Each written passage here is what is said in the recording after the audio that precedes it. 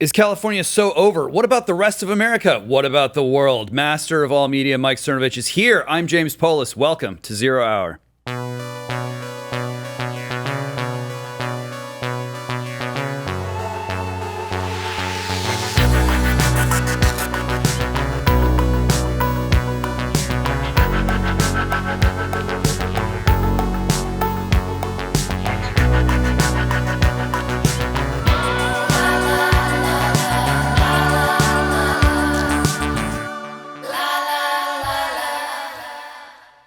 Yes, Michael Cernovich is a journalist, author, and filmmaker. His recent movie, Hoaxed, an expose into fake news, sat at the top of independent film charts for weeks upon weeks. Mike, welcome.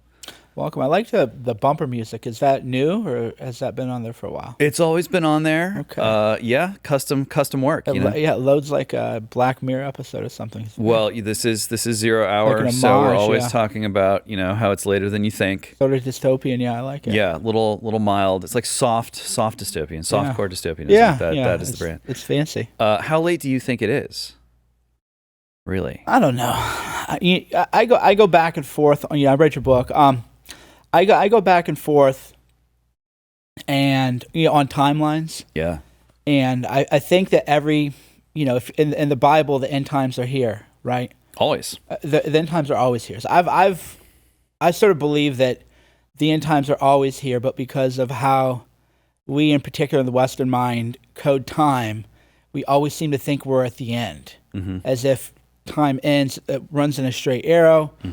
Then it ends, and then it's sort of over. Whereas I think it's never really ending. It's never over. It's always over, but never over. Yeah, it's been interesting to see like the legacy of the Enlightenment, where time is linear, it's incremental, it's uniform, it's unidirectional, and that was supposed to be like sort of unlocking this great source of scientific genius and precision and sort of mastery over the natural world. And here we are kind of approaching the end of that rope in some ways, and it's making people crazy. Yeah, the belief is always, and I think it's probably neurophysiological too, is if you look at story structure, narrative structure, the human mind, we like stories with a beginning and end and arc. There's that. I think Kurt Vonnegut does that great chalkboard talk on story, which is, if people have never watched it, I think they should all watch that. So you got your story arc, and that's sort of how we were raised on story. Wired for Story is the book title. It's called by another author, a great book on storytelling and neurology. And so we tend to think, we're in this historical epoch, things are about to end, and then it never really ends. Things get really bad and last a lot longer in a bad state than we think, and then it gets better. Yeah. Or it's good and it gets worse. There's a rebirth. Yeah, even if I don't even know if it's this. I've moved away from pendulum swing theory because I forget who. Maybe it's Mystery Grove or somebody who they're talking about the Bolshevik Revolution, and then Stalin takes over, and then Russia. There was never a pendulum swing. Right. It was just really horrible. Yeah. For decades, right? Yeah. Of outright bloodshed, the Tsar being massacred, and then people, now we're going to go into, and that was from World War I, and then all of a sudden you're in World War II after all these purges and infighting, and then World War II is a horror film, and for the Soviets at least, in the Soviet-occupied territory, it just somehow kept getting worse, to the point where it was a point of despair, and then eventually the Soviet Union collapses, Russia collapses, but then you have all this human trafficking and people selling their kids. There was no pendulum swing. It isn't like there was a right-wing revolution, right? There was no swing of the pendulum. It was just really awful. And that, I don't like to, I think it was Mishra, but anyway, I didn't make that up. But I read that and I thought, that makes so much sense, where a lot of times we, especially on the right, have a sort of fatalism because we think, maybe we'll lose, but then we'll come back in. No, maybe we lose and that's it. And it just gets worse, and it keeps getting worse. It's going to be like the movies where the hero is the dark night of the soul, and then Act 3, and you sort of like tie it all together at the end. Yeah, so what if there's no pendulum, and it just keeps getting worse, and it can keep getting worse. Yeah. And that's where I am now, where it's going to keep getting worse. Like with the hurricanes, they just gave our money to Mayorkas and FEMA just gave our money to nonprofit money laundering NGOs, trafficked people all over the borders, illegal immigrants, $1 billion plus burned, and now we need that money, and it isn't there. So people are dying. They got an app. They can just instantly zap you with their cyborg power and turn you into an instant citizen. It's incredible. Yeah, so it's strange. It's strange. I've moved away from pendulum thinking. I don't know if you call it pendulum theory, but I've moved away from that entirely as a mental model. Yeah. Which has made me more resolute and I think stubborn in a lot of ways. Because there is no pendulum, there's only us. Well, there's a lot of resistance, even, especially now in some ways, to this, very ancient Christian teaching that this is a race to be run. It is, a marathon or longer, and those who endure to the end will be saved. But the end is, it's sort of outside space and time as far as we're concerned. It's not up to us when the end is going to come, and it's something that we just have to wait for and suffer through. Yeah, there's always, at least in the Protestant, especially evangelical strands of Protestantism, this obsession with who is the Antichrist, what character is the Antichrist, and as I went back and read more of the earlier Orthodox Church Fathers and some of the more Orthodox modern people, they said a lot of things, which makes more sense when you understand that it was the Eastern religion. I didn't know any of this stuff, right? I just grew up very Prot, and Catholics worship idols. That's sort of how I remember as a kid, there was a Catholic church across from my elementary school. So I'd walk to school and kind of shuffle past the Catholic church because all I knew is they worship idols in there. And that's I didn't even know what that meant. I didn't even know what that meant. I just knew that was very nervous. It sounded bad. I need to stay away from the witches and warlocks over there. And then as you get older, you start to maybe you quit reading because it's kind of for whatever reason, and then you start to reread it maybe with a different perspective. And what the Church Fathers and what people now say, that the Antichrist has already been here. Antichrist is already here. The idea that somebody gets shot in the head, like the Left Behind movies, or when I was a kid, that was a thief in the night. Maybe it's a midlife crisis thing, or not a crisis, but a midlife reconceptualizing your life point where you listen to the dad Christian rock stuff that he listened to, or the movies. And then I was like, A Thief in the Night. That was that movie I watched as a kid that traumatized me, where the kid's holding a balloon because the rapture happened, and now some kid is going to get eaten alive by demons or whatever. And you realize, no, like the evil's already been here. It's always been here. The end times have always been here. And it's maybe idolatry or elevating ourselves a bit higher than we should be to think that we understand that, no, now the end times are really here and it's really going to end. And it's just another phase. We are the main characters. We of history. Because you have to think that way or you die. Kind of, yeah. Yeah, you have. It's the inherent tension of, if you don't think you're significant, you won't do anything. And if you think you're too significant, you build an idol of yourself.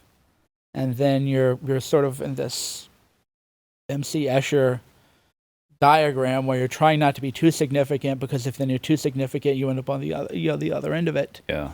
Well, there's also this resistance to, the monasteries have been just approaching this problem in a powerful way for a long time, where it's like, oh, what do you do all day? Just kind of sit around, And it's like, well, no, we're like praying for the salvation of the world, right? For starters, just learning that thankless physical toil is a part of spiritual athleticism, and maybe that stuff is kind of alien to Americans in some way, but what I am seeing right now is more and more people sort of turning to that kind of frame of reference, where it's like, well, I don't want to become the master of the world, but I don't want to be a slave to the world. So, what do I do?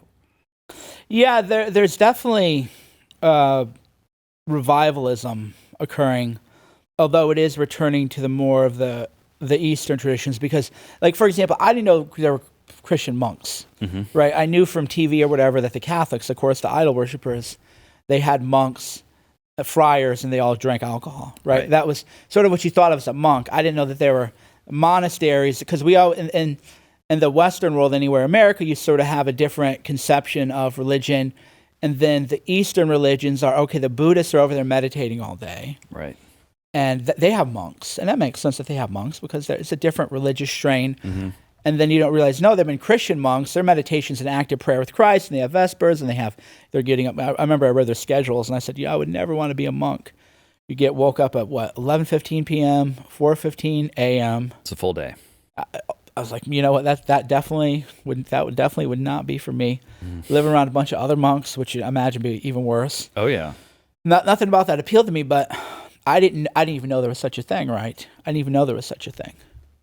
It's work. Mm-hmm. It's a full day of work, and spiritual work, physical work. But in America, we've got this tradition of like, I'm going to just go wander off into the wilderness, it's tempting to follow that instinct when you see the empire collapsing. When you look around yourself and you go, I got to get out of here. But if everyone goes off into the woods, like the Ted Kaczynski option is not going to work for us, even without the bombs. It's fundamentally secular fatalism, right? Yeah. I've been having this discussion with people for a number. So, because if you run in certain circles, everybody's talking about where you're going to go, what bunker. That's everybody talks about, right? And sadly, at one point, I maybe fell into that zeitgeist a little bit. Not the bunkers, because I always said, guys, if you have a bunker, your security just kill you and take your bunker, right? There's this delusion that people operate under, where they don't understand that if we live in a state where you need to be in a bunker, you're not in control anymore. Yeah. Right? Like, you think your securities, maybe they will if they like you. I'm not saying they wouldn't, but you should be. if we reach that level, you have a lot of other things that went wrong. Enough of the social constructs went wrong, and even if you like somehow left, like, where are you going to go? And because I knew a guy, for example, was going to move to Tel Aviv. And then, this is before October 7th, he goes, man, I'm not going to say where he lives, I don't want to out him, but he's like, man, I was about to move, because Tel Aviv was giving people a 10-year tax things and everything, really attracting people. He goes, I'm just thinking about staying in the state that I live in now. I feel like it's just safer here than it is anywhere else. So that class of people who are all paranoid about leaving, a lot of them now are like California maximalists now, realizing, like, because I reached the conclusion, like, one, there's nowhere to go.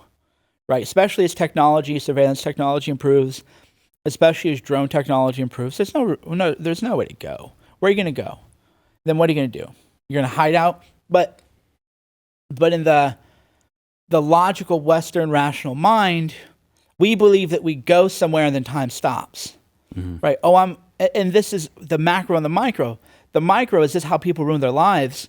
That, if I just hide from the problem, it'll go away. Right? We've all been in that situation. I had bills and, oh, man, I want to deal with this today, right? Or I want to deal with this problem with my family, and then your family dies.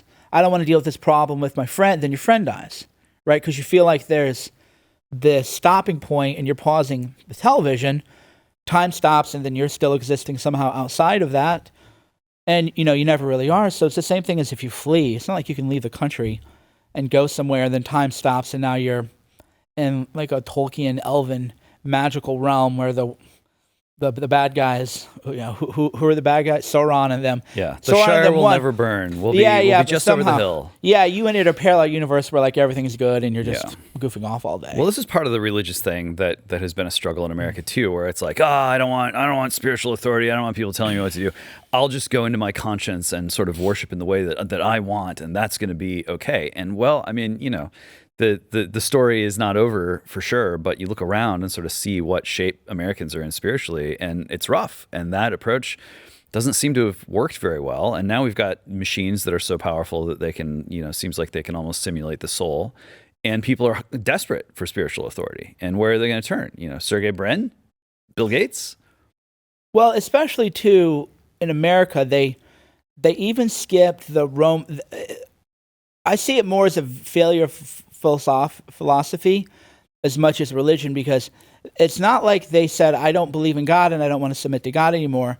It's more that they submitted to their base lower impulses, right? They didn't have maybe a Greco-Roman idea of like virtue.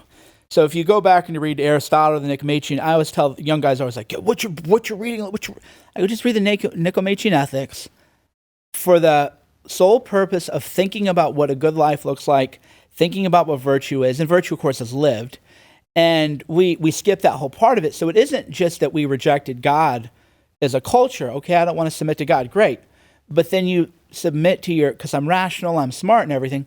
No, but then you submit to weed, pornography, sports gambling. It isn't like anybody, obviously I want everybody to like save their souls or whatever, but weirdly, I would have less of a problem if people said, you know what, I reject God, this is mumbo jumbo. What kind of idiot believes in God? This is stupid. And then they like created some great life and they lived virtue. I would say, okay, well, you know, maybe you'll end up with the right place at the end. But that's not what happened.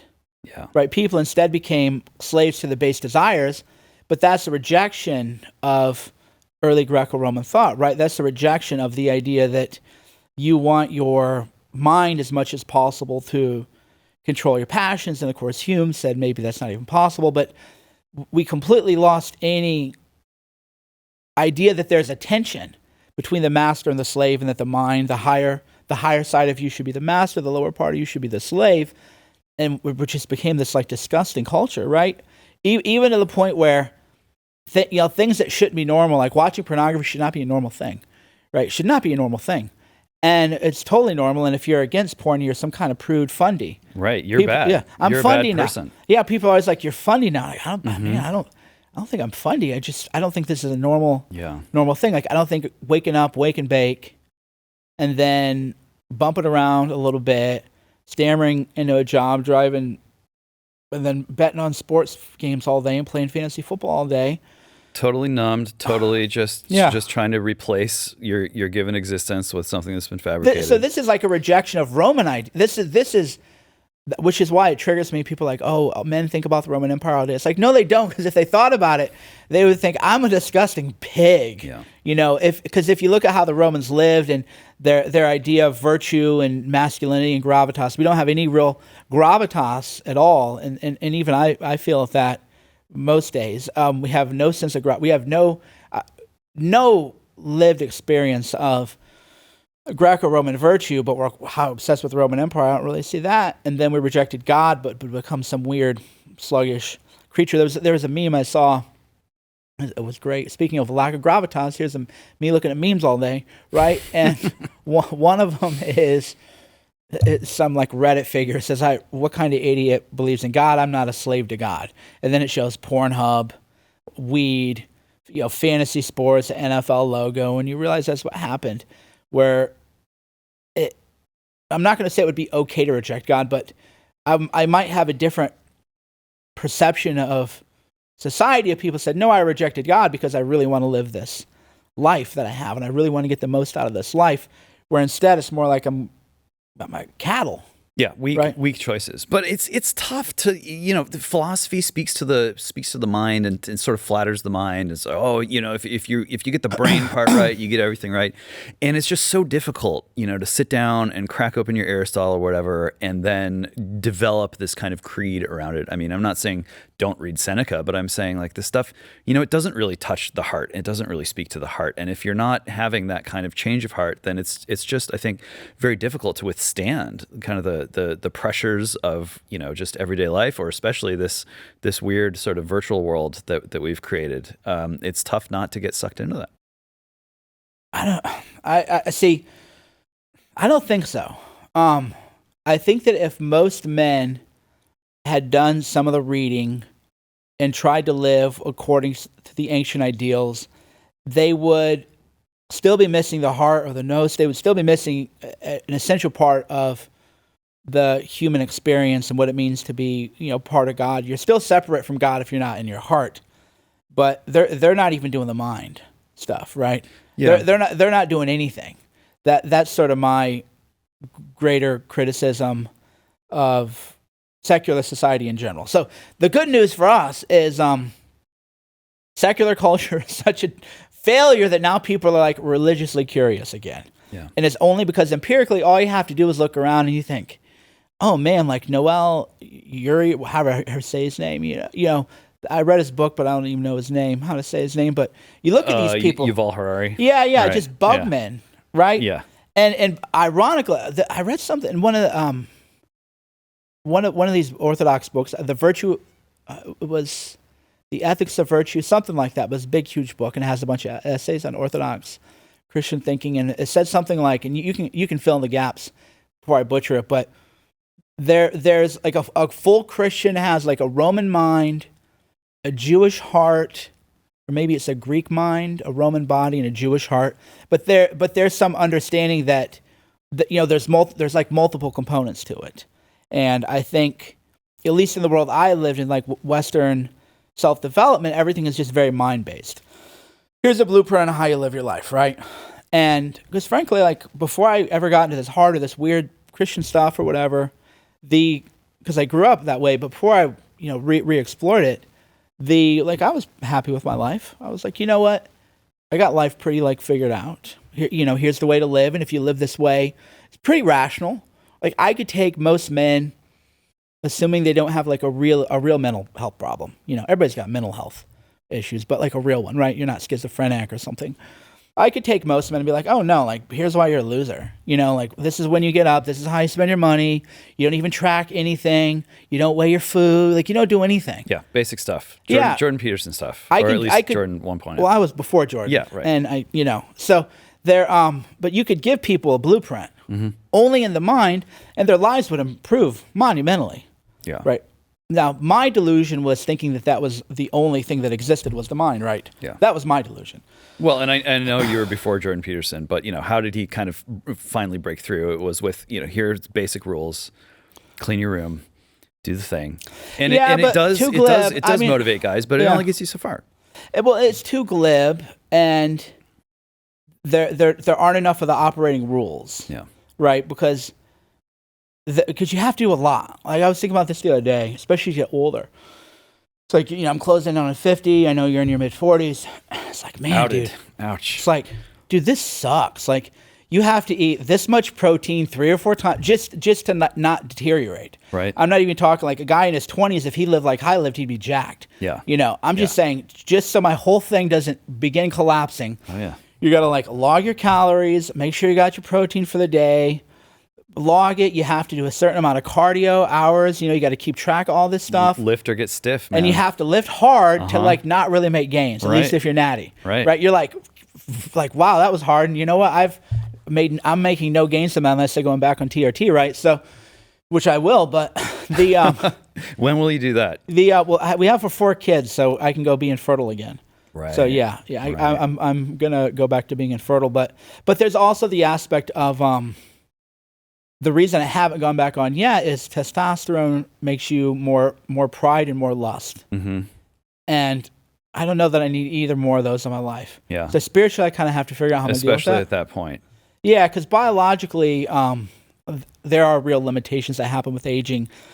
And I think it's sort of silly to just not do things because, that's cheating or whatever, because we all hate Big Pharma now. We all hate drugs now. But there's a point where I gotta, I don't want to re-enter the world of the idolatry of the self, and I don't want to have more impure thoughts already, than we all struggle with. So, but anyway, that's a long way of saying, if you're a man, especially because women have their own rules, and I try not to like speak to women. That's one thing I kind of agree with some of the left on is for men to like hold court and be like, oh, here's the rules for the women. It's like it's a little harder for them in a lot of ways. Yeah.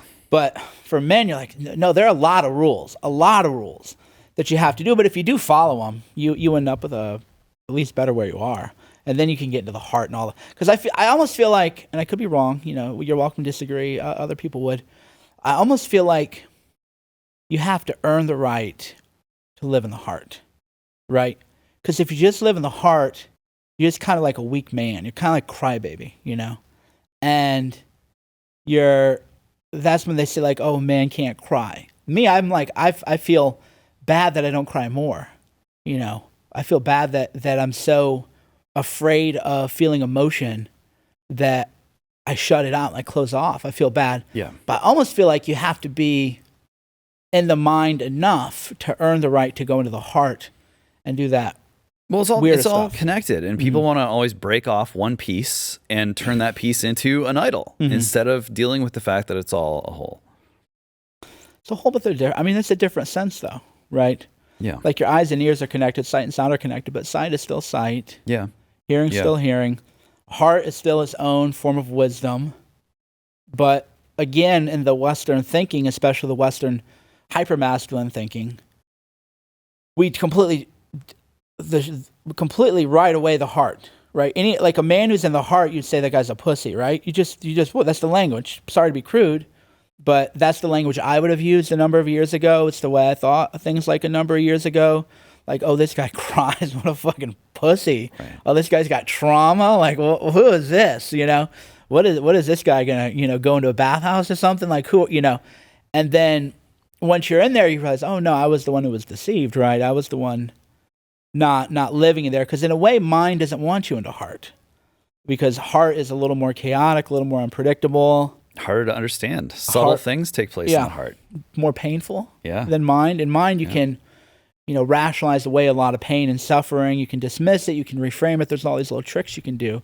Whereas heart is just open, right? It's just open. And then you feel a pain maybe that the mind isn't comfortable with, or the mind loses its orientation. Then you feel, oh, am I going crazy a little bit, right? Yeah, suddenly that rational foundation isn't there anymore. If that's not the foundation, then what is? Yeah, so then it's always saying, no, don't go into heart. That's what weak people do. Yeah. Everybody has their own issues. Those are just mine. Yeah. I'm sure other people, maybe they're in too much in heart, and, obviously my experience isn't the norm, but I think in general, having dealt with a lot of men, is that most men, because it is kind of directionally true that if you're too much into heart, you are going to be kind of rejected by women and, looked at sort of weird.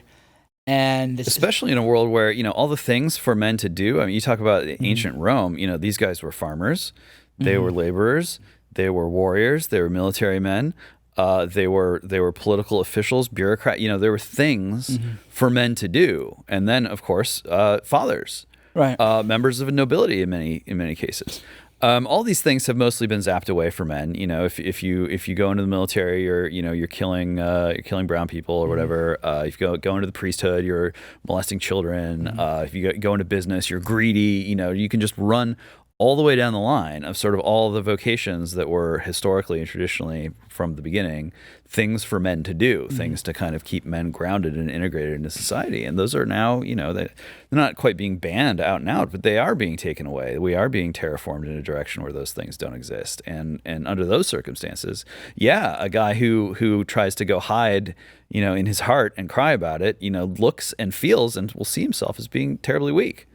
We say that, but that goes back to the earlier thing we talked about with time, that was always that way, though. Like the Greeks, you sit down, day one, intro to Western philosophy, right? I think they all start with, Heraclides and how you can't swim in the same river twice because neither the man or the water is the same, right? Right. But when in that intro to Western philosophy, they were worried about the meaning of life way back then. So it isn't like we as the human species had the meaning of life figured out, the meaning of being a man figured out, and then somehow we forgot it during the Dark Ages, the Middle Ages, and now we're all sort of lost. I feel like if we went back somehow and we could talk to these people there, they would have a lot of the same struggles, although they'd be in a much more sort of primitive state. Yeah, I don't think that that those people, if they were teleported to 2024, would be all that lost at all. I think they would they'd catch on pretty fast, I think.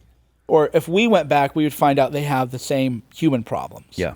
Right? Yeah. That we have now, the same spiritual. So that's why a lot of this goes back to the alienation, I think, that most people feel from the divine, which is probably what causes sort of most of these problems. So you go back and you read some of these parables or stories or Bible stories, and you start with Adam and Eve, and even if you don't believe that it's a true story, metaphorically, it puts into words something we all feel, which is that this is not base level reality, right? That we're alienated from something. We were somewhere, and then we were kicked out, or we were somewhere, and then you can get cosmological about it. Maybe we're an alien species already in America. Maybe we're already multiplanetary, and that's why we're here. There's a lot of different ways to look at it, but there's something about being embodied that is a very foreign experience and feels quote unquote unnatural, at least in humans and all of written literature, that's been the tension. And then Yeah. people disagree on, well, what's the right path, and people can argue about that all day. Well, you look at that sort of Rogan verse, where it's like, how do you deal with this? And well, you can deal with it with the psychedelics. You can deal with it by thinking about aliens all day. You can, there's this universe of ways of kind of trying to, evade that tension or explain it away. It's a powerful attractor, and I listen to some of these guys, and it's like men will literally do an 8-hour podcast about aliens instead of going to church. Mm-hmm. But why is that though? Yeah, why is that? Well, Is it pride? Is it fear? Like, is it all the above? It's all the above, right? Yeah. I don't want to go be around all these strange people. Oh, they're probably looking at me, right? I'm too good for these people. These people, they're a Catholic guy, again, because I watch Instagram reels all day. It was a good, he tells a line, he goes, you know what? He's a priest. And he goes, guy comes up to me and says, you know what? I stopped going to church. And I said, why? He goes, I couldn't be in church with all the hypocrites. And the priest said, we always have room for one more, right? And that's why people, I'm so much better than they are. That's the mind. That's why I've become more, over the years, more pro-Christian, less as I read an apologetic, and this is obviously clearly true, and more, anytime you try to go to church, there's some kind of weird resistance that doesn't come up if you're going to go to the bar. So imagine I'm like, hey, James.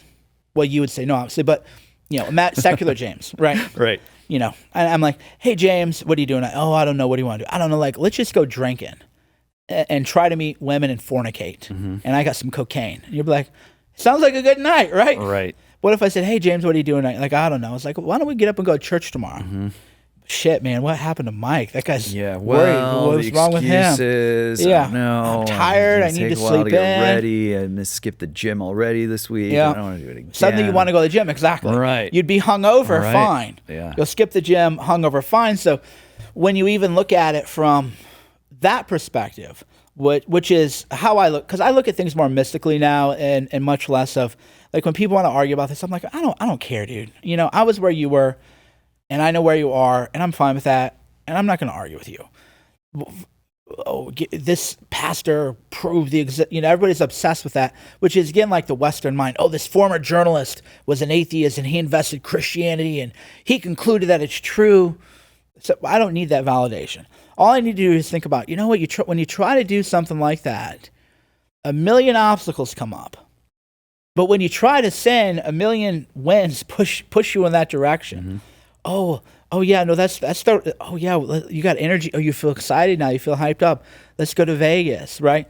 Let's do all this stuff. So you have to really reach the conclusion that there are spiritual forces moving us in certain directions, and that the primary movers are moving us in a direction that ultimately leads to ruin. We know where sin leads to, right? We know it leads to ruin. And it's not hard to understand. It's hard to accept, and it's hard to do. And so when I see, God love them, the tech bros out there who are just adamant that, like, no, like, this is really it, you guys. Mm-hmm. We are going to escape our humanity. We are going to transcend. It's going to be a new age. We're going to leave all of this nonsense behind.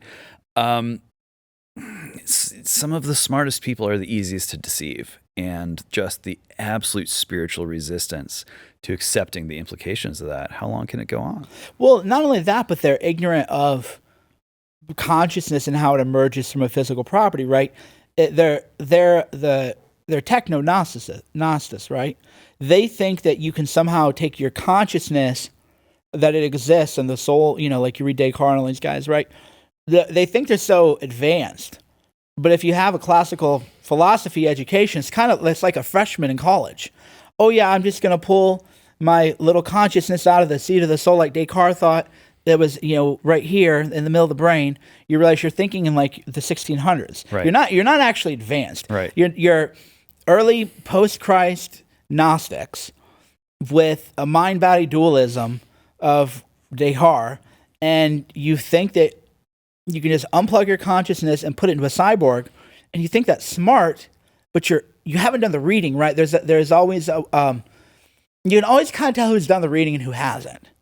And you look at these people talk like, oh, wow, you haven't read any. Godella Sherbak was this big, huge, popular book that everybody pretended to read. It's like, oh, you guys never read that. Yeah. Oh, you have it on your bookshelf. Yeah. But you didn't actually read it because if you read Dennett and Chalmers and all these guys, you understand that, first of all, we know what consciousness is, but it certainly emerges as a product of all these physiological things occurring in our body, right? That's just undoubted. So you go, wow, you guys haven't read anything. And you're like a little freshman in college debating nature versus nurture, and you think you're so smart that you can just unplug your consciousness, but you really can't. Now, they are creating a new consciousness, which with algorithms and artificial intelligence. So yeah, simulated collective consciousness. Yeah, no, they're creating well, and this is why I'm sort of like, do they really believe this, or is this all sort of, whether intentionally or just kind of that's my point. They don't know what pitch. The point is they don't like. I'll give you an example. So when I was living, and I'm still living when I was really lost, I didn't think I was lost. I thought, what does the guy do? Like, he takes steroids, he goes to the gym, he looks at himself in the mirror. Right. He gets jacked, he makes money, that's a real man, you know? Right. And I was quite confident in that. And now you look back, like, what a deceit. Like, what in the world? Man, the devil really had his hooks in you. And maybe I'll look back on myself now and be like, wow, you were even more deceived in 2024 than you were in 2004. But so with these guys, I don't think they even know what they think, because when I listen to them on these podcasts, I'm like, wow, you're not talking about anything that anybody who's done the reading has done. So they don't know that they're Gnostics, which of course you are, because the Gnostics of course believe that we're sort of trapped in these bodies, and this is sort of a prison planet, and our souls are the highest part of us, and this body is sort of dirty. And doesn't it suck that we're trapped in this? Doesn't it suck that we're trapped in this body? Oh, that sounds like a tech bro. Sounds like Sam Altman. Sam Altman's a Gnostic, but he doesn't realize he's 2,000 years too late. You're not new. To hate your body and think your body is gross is not some sort of new thing. If you like what we do around here and you want a great way to let other people know what you're watching and listening to, you're going to love all the Blaze Media merchandise available at shopblazemedia.com. Everything from the Blaze Heritage and Blaze Media collections to Agua Donkeys and our Trump Vance 2024 merch. We have jackets, t-shirts, mugs, flags, and a whole lot more. There's so much you're going to love. Go to shopblazemedia.com today. Check out all the cool stuff available from Blaze Media, and be sure you use the promo code BLAZE10 to get 10% off your entire order. That's shopblazemedia.com, promo code BLAZE for 10% off. Do it today. I don't always talk about movies because people are kind of becoming cynical or disconnected from cinema, and in part for good reason, and in part because we came up with an even more sort of all-consuming form of communication. But there was a film called The Substance that came out very recently. It's being interpreted as sort of feminist body horror in the tradition of Cronenberg and David Lynch, and it is all those things, but it seems to me to be so much more. And to speak directly to this issue, which is, we live in a culture, we live in a society, or a cult at scale, where liberation or freedom or identity comes from your ability to destroy yourself, and you can't sort of create a new you, a neo person, until and unless you sort of declare spiritual war on who you've been given to be. How can that possibly end well? It doesn't end well. It leads to monsters. The quote from, I think, Tesla, you will live to see man-made horrors beyond your comprehension. My joke, I don't know how long it was, months at least before The Substance came out, was you will live to be man-made horrors beyond your comprehension. And this is something that we are using technology to do to ourselves and to others. And we're doing it for increasingly explicit spiritual reasons. I think you're too polemical. I read, because I started reading your book when it first came out. I bought it for. I always buy people's books to support them, and I was like, I'll finish this book on the airplane. Like, man, you're just. I think you're too polemical on tech. Where there's a lot of advantages to it too. Of course. And That's why it's so yeah. tempting. So I think I'm maybe less afraid of tech than I'm less afraid of tech, at least personally, than I am than maybe others. Maybe fear is the wrong word, but I look at it like this. I remember in like as a political example, Trump doesn't win 2016 without Twitter. He absolutely does not. And conservatives forever had talked about the biased media, the liberal. This has always been true, and it's always been a real problem. And it's one reason the country's decayed so much, because the media has to gather. America's a right-wing culture that's changing now, and it might be changing forever. But at least until 10 years ago, it was a right-wing country, so right-wing that the media had to lie to prop up these other people as moderates or centrists, so that they could deceive the people and that the people would vote for them. Or like Kamala Harris, for example, she's running as a Republican who just likes abortion. Right? Oh, I'm good for jobs. I have a gun. If a guy intruder breaks in my house, I'm going to shoot this guy. She's got these weird right-wing talking points and right-wing fantasies. Oh, but we got to have abortion. Otherwise, you know me, I'm good right-wing. And if we didn't have these technological tools, we would have already been decimated. The Soviet Union was a hellhole without technology. If you look at Genghis Khan was the worst. That was probably the worst moment in humanity. If you, in terms of like death and everything, you would see like maybe Genghis Khan, Pol Pot, Holocaust, Armenian genocides up there.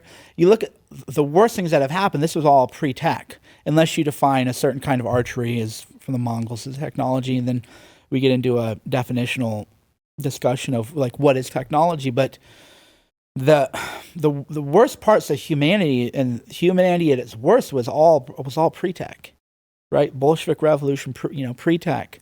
Stalin is pre-tech. Cambodian genocide, pre-tech.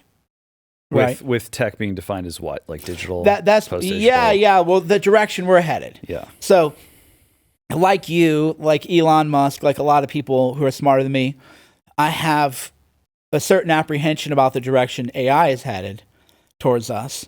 But then I go, they probably when the first radio came out, people were probably saying that was demons talking to them through the radio, right? Probably what you would believe. So then I wonder, is it because this technology is unique to where we are in time that we're not really any different than the people who would say, oh, how's that radio talk to you? What is that? And maybe that's all AI is, but... Well, I think it's it's this waves of attempts to create a tool that we can use to leverage ourselves out of our human identity. That's been going on for a long time. Yeah, those are weirdos, though. I don't like... Sam Altman hates being a human and wishes he didn't live in a body and wants to upload himself into a Warhammer machine. People like that, I think we should dismiss as kooks, not just laughable people who have no understanding of early Christian thought, basic mind-body dualism, let alone the Daniel Hofstadter later thinking of consciousness as recursion. They don't know anything. I think that the mistake we make is that these people are actually stupid. They're not learned people. And I say that not with any kind of arrogance, but just with the point of, like, I can listen to them and know that they haven't given any thought to any of this stuff. Yeah. So he's just a nihilist who hates his body and he hates humanity as a result.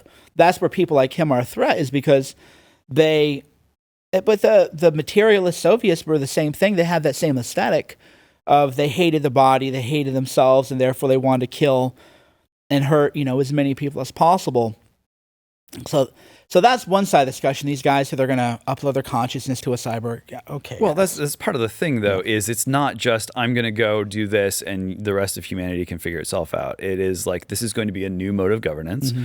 We're going to be in charge, and this is going to be compulsory. You are going to have to jack in, and you are going to have to live this kind of virtual existence in this kind of vivarium that we've created for you, and we're going to do it, and you can't stop us, and it's going to be paradise.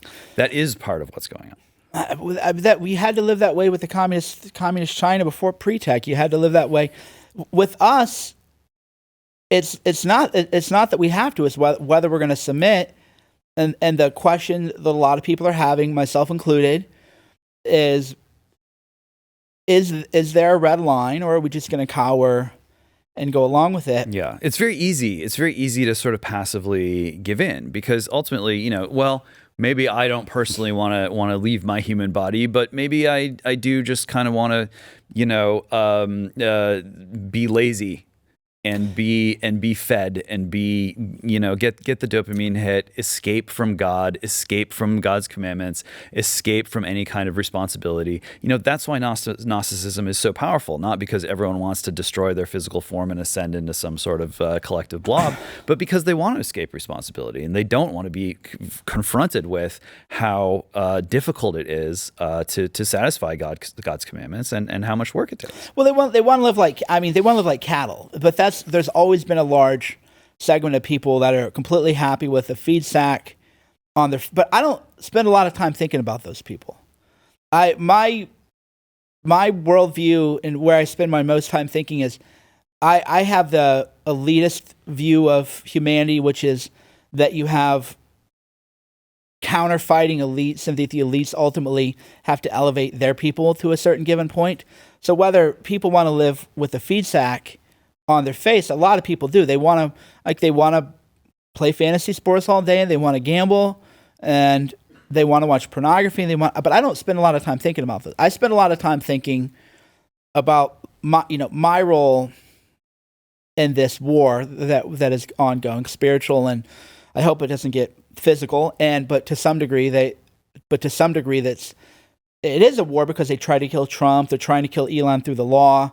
They're throwing people in prison over trumped up charges. So in a way, it has gotten physical and hot, one-sided.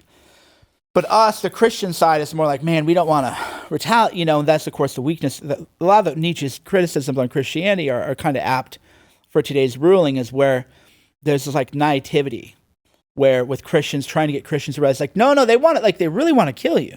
No, they don't. No, they're killing people in North Carolina. They're denying rescue crews. They took all your money and they're giving it to people who come from completely different cultures.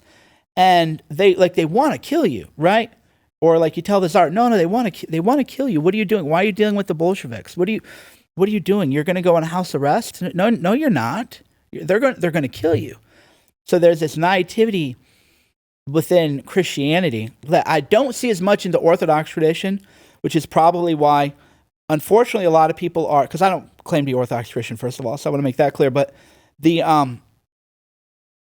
there's one of the draws, I think, that people have to it, is that there's less of a naivety to it, whereas in the Protestant, especially once you get down to like Lutheran and these other traditions, if you want to call them that, it's just really guru stuff, right? It's like, why you should probably just go to a self-help seminar at this point. And like, many what are you do. doing? And many do. You look at retention rates, and it's tough. Yeah, you're like, well, what is this?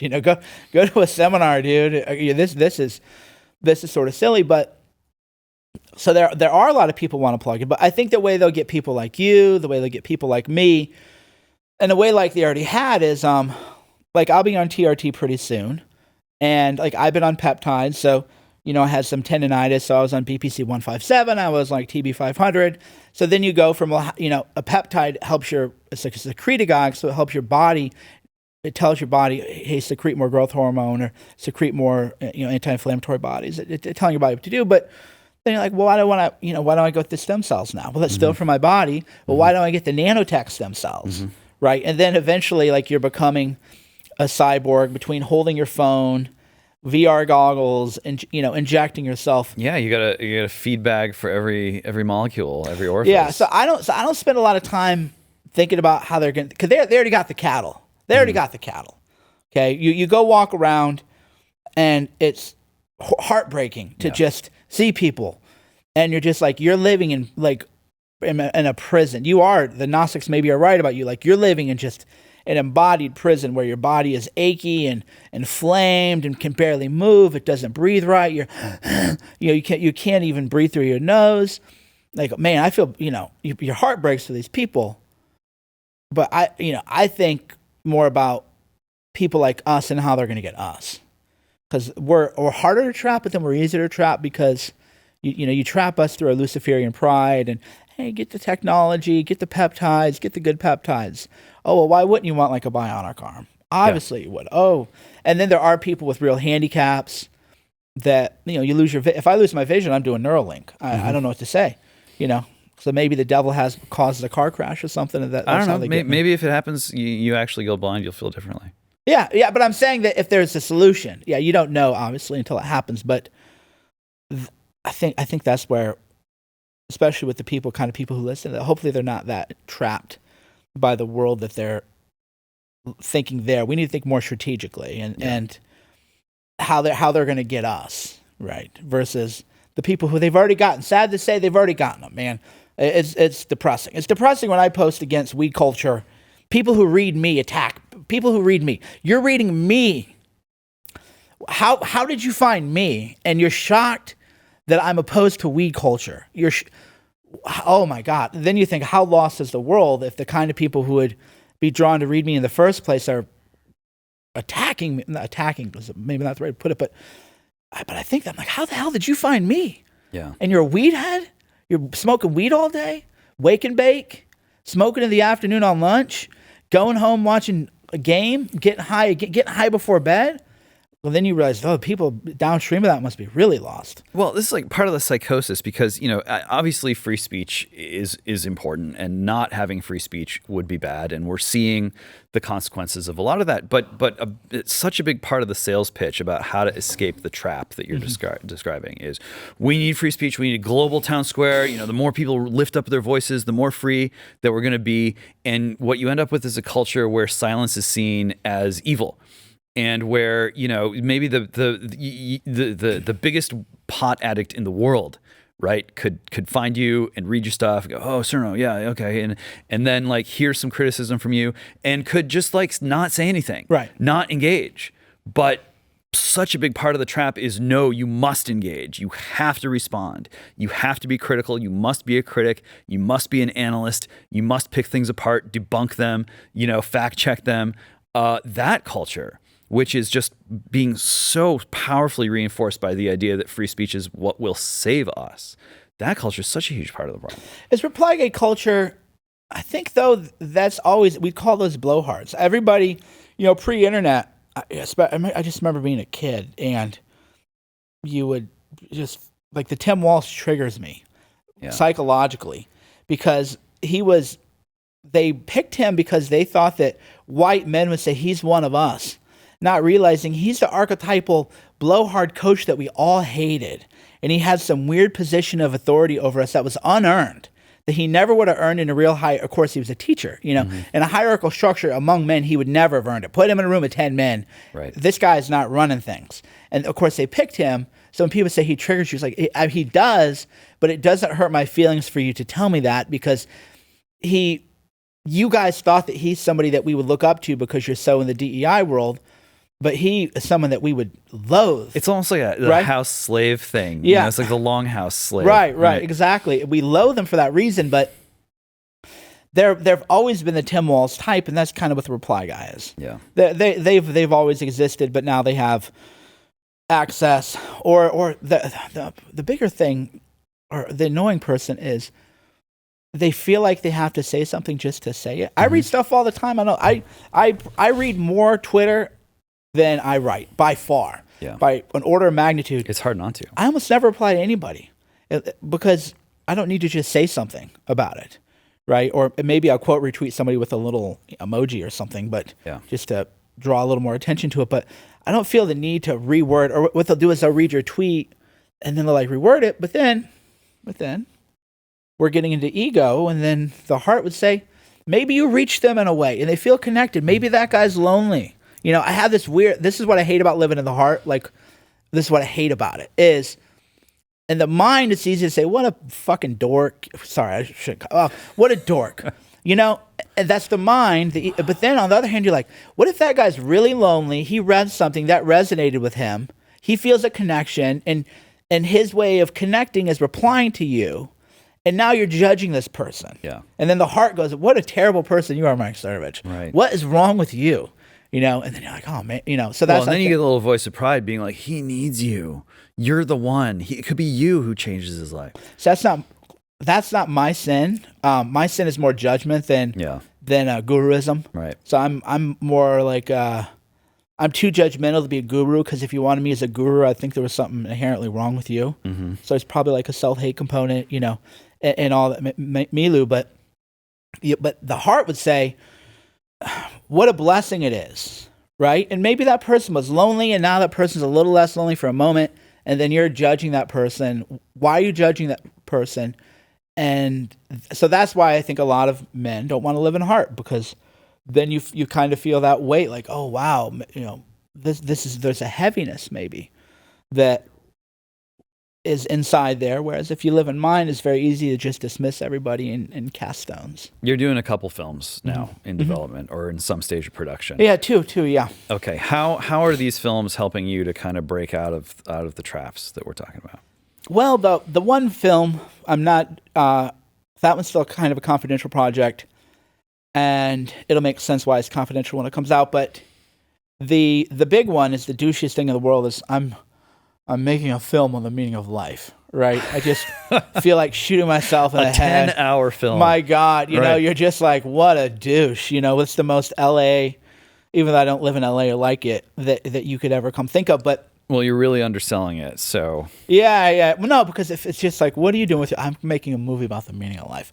But we're doing a movie. The guys with Hoax did. They've done some work with Blaze, and also, so we're calling it Meaning because I like one-word titles: hoaxed, silenced, meaning, and we are looking at the meaning of life, or what it means to be human. But from the premise, and we're creatively, we're meeting, not in a when you make movies, you have creative differences sometimes. Yeah, you got to do it. So they want to do more of like the circle of life, whereas I want to do it more from the angle of, let's start from the position that the Garden of Eden is literally true. God kicked us out. We're over here. And meaning is sort of this delta between us, right? This is where we're supposed to be. This is where we are. We're alienated, and then meaning is everything sort of in between. Yeah, knowing what you don't got. Yeah, or knowing you're separate, right? And how do we get separate? What does it mean to be separate? But it's a hard movie to do. It's a hard project. So we're talking to Jonathan. I'll butcher his last name, Pregu or Peugeot. Yeah, some terrible names. He's coming on the show. Oh, great Soon. guest. Yeah. Perfect. Yeah, talk about symbolism, like what's the Garden of Eden mean and everything. And we're talking to other people from different religious experiences. We got an ayahuasca, discussion, like what if the vine is the forbidden fruit, because I thought about that a lot too, because if you drink the tea, you're like, oh man, that really... That I enter the forbidden world, right? Yeah. You're not supposed to be there, or maybe you are supposed to be there, but we've been deluded. Whatever. People can argue about that all day, but that's the big one. That I think that's the big sort of signature project. All right, that's it. Until next time around, I'm James Polis. This is 0 Hour, and may God have mercy on us all.